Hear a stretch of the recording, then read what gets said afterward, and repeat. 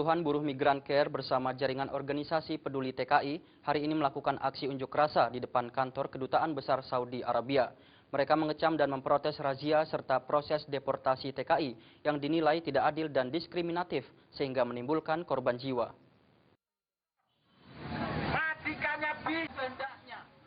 Puluhan buruh dan aktivis dari Migran Care dan jaringan organisasi peduli TKI Jumat pagi melakukan unjuk rasa di depan kantor Kedutaan Besar Saudi Arabia, Jakarta. Sambil membawa spanduk dan orasi, puluhan massa juga melakukan aksi teatrikal sebagai bentuk protes dan kecaman kepada pemerintah Arab Saudi yang dinilai tidak adil dan diskriminatif dalam melakukan razia dan proses deportasi terhadap tenaga kerja asal Indonesia.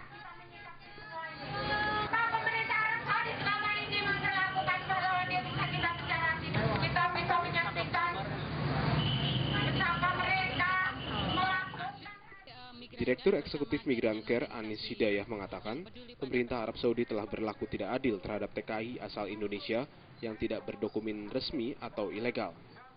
Para TKI ilegal ini semenjak 4 November dirazia dan ditangkapi kemudian dimasukkan di kamp imigrasi. Sementara majikan-majikan mereka yang memakai tenaga mereka tersebut tidak tersentuh. Menurut Anis, selama masa razia, penangkapan dan penahanan di kamp, para petugas di Arab Saudi melakukan TKI dengan tidak manusiawi, di mana para TKI tidak mendapatkan makanan dan minum sehingga mengakibatkan satu orang TKI meninggal dunia. Anis meminta kepada pemerintah Indonesia untuk segera menyusun langkah-langkah emergensi untuk memastikan seluruh TKI yang ada di tahanan tercukupi kebutuhan makan dan minumnya.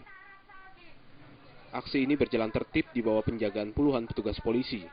Setelah puas menyampaikan aspirasinya, puluhan massa membubarkan diri dengan sendirinya.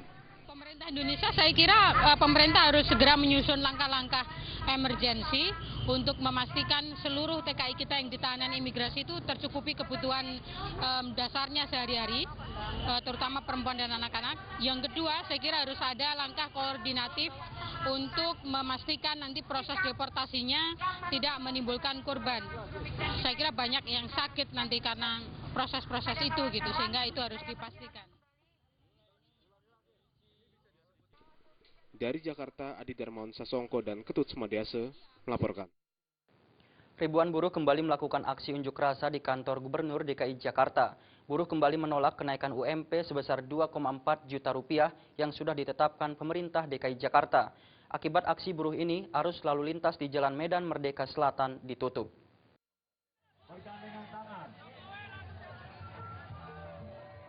Meski kondisi cuaca tengah diguyur hujan lebat, namun tidak menciutkan nyali ribuan buruh dari perwakilan sejumlah serikat buruh di DKI Jakarta untuk menyuarakan aspirasinya. Mereka kembali menggeruduk kantor Gubernur DKI Jakarta Joko Widodo pada Jumat siang.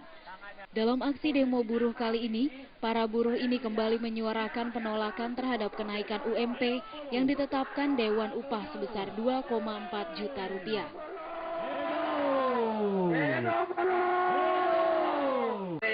FSPLM, SPSI katanya perwakilan dari habis batoan habis. Kalau Pak Samuel yang badannya kedua sejati. Kenaikan tersebut dirasakan buruh tidak bisa mencukupi kebutuhan hidup layak atau KLH di DKI Jakarta yang serba mahal.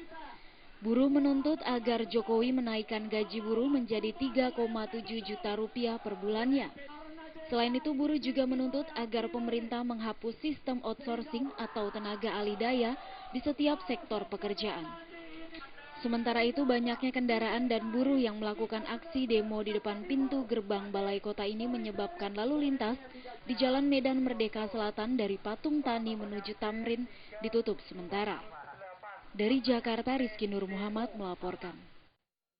Gubernur DKI Jakarta Joko Widodo meminta perusahaan yang menangguhkan upah minimum provinsi atau UMP 2013 untuk segera menyesuaikan dengan UMP 2013 sebesar 2,2 juta rupiah. Permintaan tersebut menanggapi dimenangkannya gugatan buruh dari 7 perusahaan di Pengadilan Tata Usaha Negara Jakarta Timur terhadap Jokowi yang mengabulkan izin penangguhan UMP pada awal 2013 lalu. Gubernur DKI Jakarta Joko Widodo meminta perusahaan yang menangguhkan upah minimum provinsi UMP 2013 untuk segera menyesuaikan dengan UMP sebesar 2,2 juta rupiah. Jokowi mengaku belum mendapatkan laporan resmi dari keputusan pengadilan tersebut. Namun Jokowi tetap menghormati peradilan yang berlaku. Sebelumnya diberitakan Majelis Hakim PT UN Jakarta membatalkan 7 surat keputusan Gubernur DKI tentang izin bagi perusahaan garmen dan wig di KBN kawasan Berikat Nusantara untuk menangguhkan pembayaran upah minimum provinsi tahun 2013 sebesar 2,2 juta rupiah. Ya kalau itu sudah diputuskan di PT UN, ya kan, ya harus dilaksanakan. Pak, berarti tidak banding, Pak? Banding, katanya... Sampai hari ini saya belum dapat laporan secara resmi dari dinas, jadi saya belum bisa apa-apa. Tapi yang jelas setiap keputusan di pengadilan harus dilaksanakan. Dalam gugatan disebutkan 7 SK itu masing-masing diberikan untuk PT Kaho Indah Citra Garmen, PT Misung Indonesia Garmen, PT Myung Syung Indonesia Wig, PT Kyongseng Trading Indonesia Garmen, PT Star Camtex Garmen, PT Good Guys Indonesia Garmen, dan PT Yeon Hyung Megasari Garmen. Dari Jakarta, Vina Simanjuntak dan Rifan Alfidian melaporkan. Kami masih memiliki sejumlah informasi lainnya, di antaranya rekrut pembunuh Holly Angela di apartemen Kalibata City berhasil diringkus. Informasinya setelah yang satu ini.